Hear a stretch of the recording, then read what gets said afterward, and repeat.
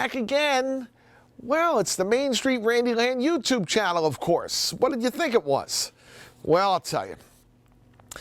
You know, Bill, my camera guy here, he wants to talk about my documentary. Well, your documentary? Well, what are these things that we're doing? These are documentaries that we're doing. So I guess this is a documentary about the documentary. Yes, there was a Randy documentary filmed. It was, gosh, how many years ago was that now? I'm not even sure.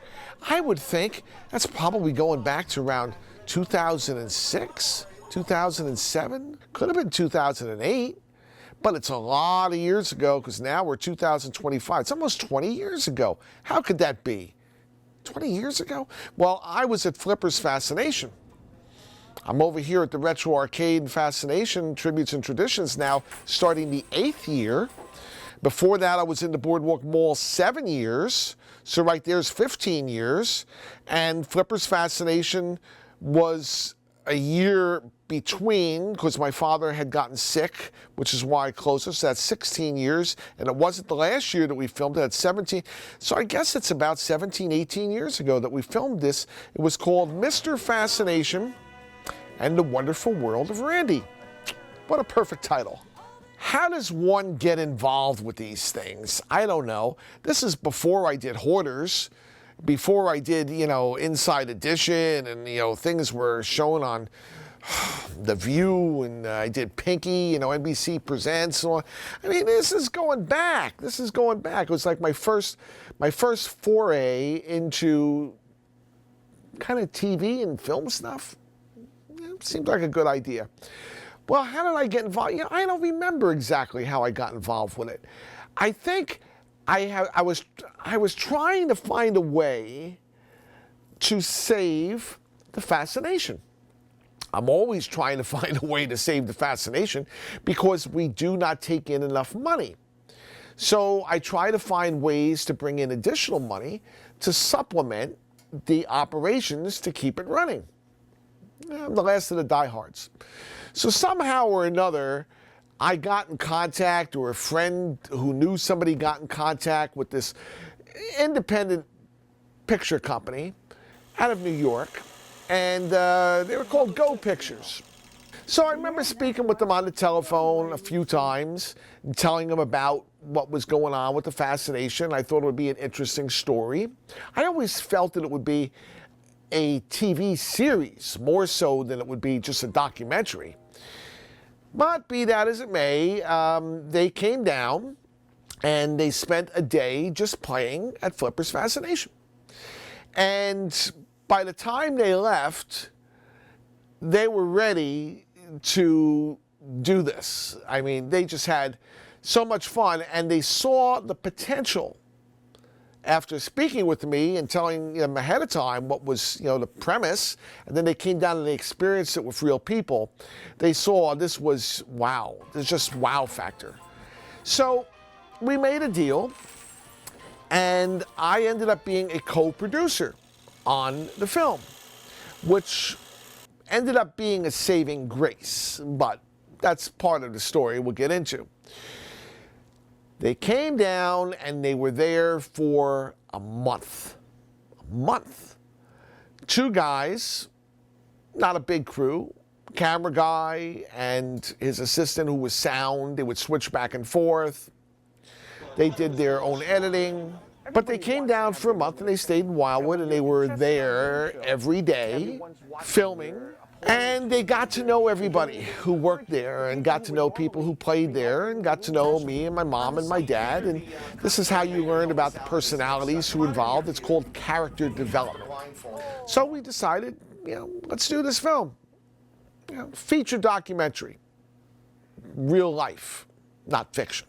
Why is the machine saying winner and you don't get a damn thing? Because the sign says I know you have to roll 340 well, why don't or better. You fix your machine so that it doesn't say winner?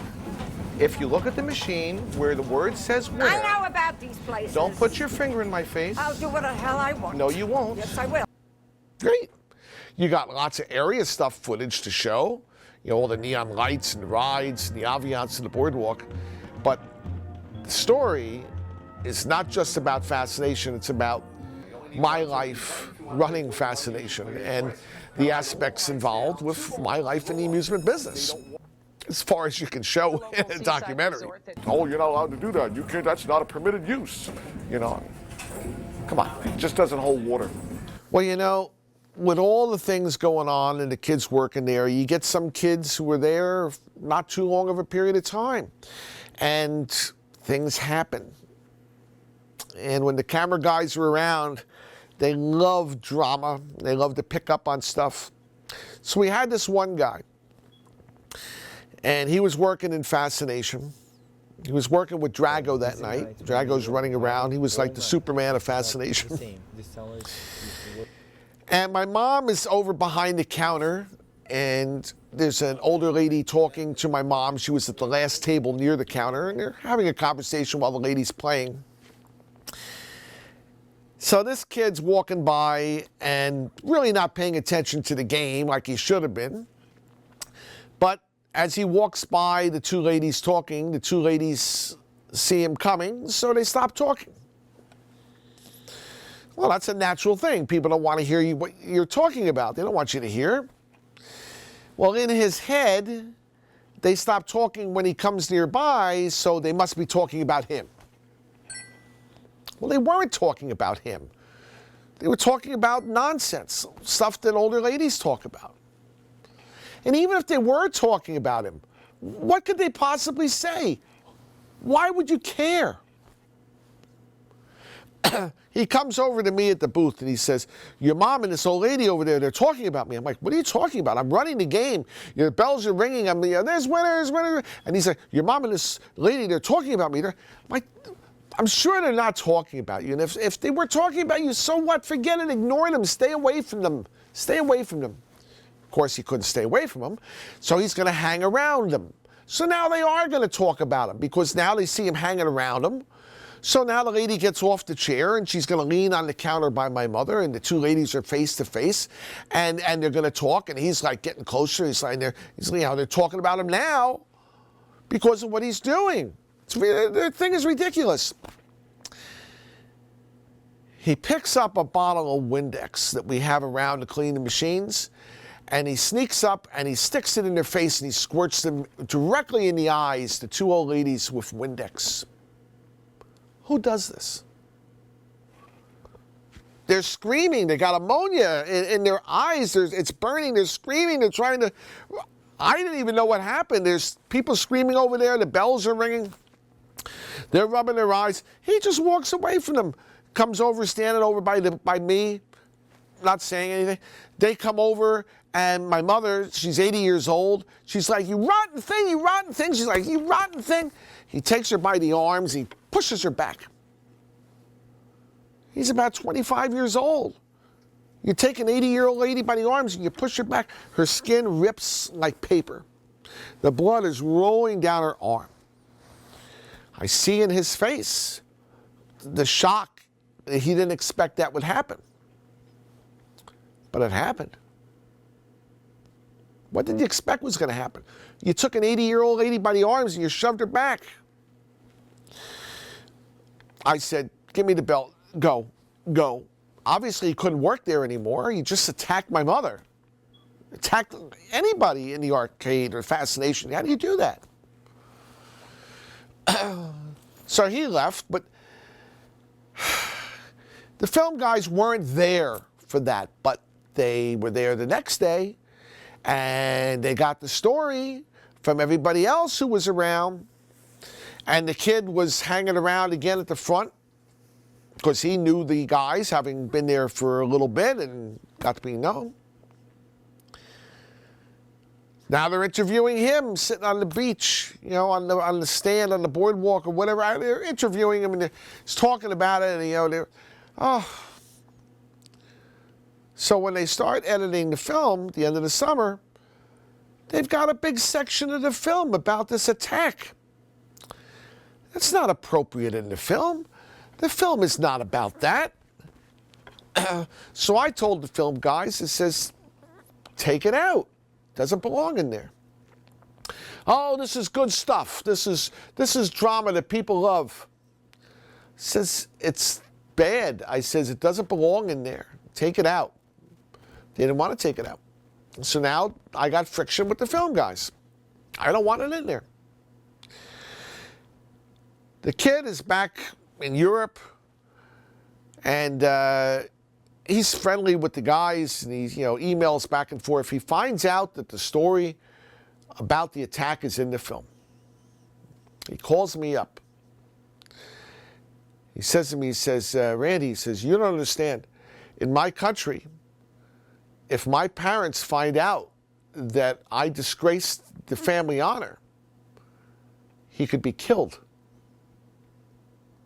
He said he could literally be killed, have his head cut off, killed. Who wants to be responsible for somebody getting killed over something that doesn't even belong in the film? So I told him to call the film people and tell them what he told me, and I said, I'm going to call him also. So I called the film people. I said, did he call you? Oh, he called me. He said, they're not going to kill him. I said, how do you know that?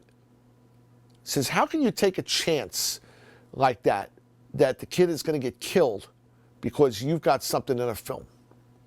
I says, I don't want it in the film anyway. He says, take it out. They didn't want to take it out, but I had co-producer credits. So I said, I'm not going to sign off on the release if that's in there. I'm not going to be responsible for the possibility of somebody getting murdered, even by their family. Well, they said, we're not going to take it out. So they didn't. They're going to shelf it. They're not going to release it. I said, then don't release it. Now, I was counting on money coming in from that film to save the Fascination, keep it going. Now I don't get anything. And it cost me money too. So as the story goes, we locked horns. And they did, the guy who did the editing was more reasonable. He understood. And he edited some versions that didn't have the attack in it. And that's what this is. Mr. Fascination in the Wonderful World of Randy. Never seen in its entirety. Even this version, which is not the bad version. This is the world of amusements. It's a show. And the show continues. The show goes on just like you're at a play, and you're in a theater, and you paid your money. Things happen. The show goes on. And I'm the one that's in the middle of it, keeping the show going, keeping the illusion for the players here who are having fun. They're here to have a good time. They're not here to hear the story of the attacks of little old ladies and the drunken Russians pocketing the money. They're not here for that. They're here for the entertainment. And I try to keep it that way. So I'm, batting it down. Bells are ringing. Oh, another winner. Look at that. They got it. Oh, boy, lots of winners. And microphone goes off. Will you cut it out? And this is the story of the documentary. So it was a great film. Someday, perhaps the non-attack version will be released. Although there's still some things in there which I would call controversial that should not be in there, with other types of little frictional gatherings. In the end, the game died. And you could say, in large part, because of the documentary, because not only did it not make any money to help the game, it cost money to do it. And if the place made money, when my dad got sick with a stroke, perhaps I would have been able to hire somebody to fill in and watch the game store when it wasn't busy. I could go home to be with my father, hire people to be with them when I wasn't there and I was at work, but I couldn't. So I had to be there, and the store had to close. And that was the end of Flipper's Fascination. And at that time, I thought could very easily have been the end of my career in Fascination and the end of my career in the amusement business. Well, as it turns out, it wasn't. After I lost my dad, I got involved with the Boardwalk Mall, which, not in the beginning, I didn't put in the Fascination, but after I lost my mom, I put in a Fascination because now I had more time to be there. When I did the Boardwalk Mall, I just did an arcade because Fascination is the hardest thing of all. I have to be there all the time. An arcade, I don't have to be there all the time. If the machine breaks, you put a piece of tape on it. That's it. Fascination, if I'm not there, game stops. So I got started again with them all, and I built that up, and I did that on the Hoarders television show. I made a location that was a dead location that other arcades had been in and failed. I made it work. I was there 7 years. I had an option to buy the property, but I was ditched out of that option by the owner, who purposely sold it to somebody else behind my back. Wasn't legal to do, but he got away with it. So I not only lost the building, which I was going to purchase, but I lost my business, as did all the other people who were there for many, many years, got thrown out of their stores. Then I had to start again. And here I am over at Tributes and Traditions and Fascination. So I guess I'll keep doing this as long as I can. There was no YouTube channel back then. I don't even think there was a YouTube. Maybe it was in the beginning. I don't know. So I guess today's day and age of the featured documentary are the YouTube videos that I do on my YouTube channel. You get far more information, far more airtime than's being running. But you know, I think it would be nice to see the documentary, particularly because now it's almost 20 years ago, and you see things on the boardwalk that aren't there anymore. And people when they were young, my mom and dad who were both gone. A lot of people who used to play who were gone. So I guess that's the story. Mr. Fascination and the wonderful world of Randy. So I know you don't get to see the documentary, but now you got a little bit of insight of why.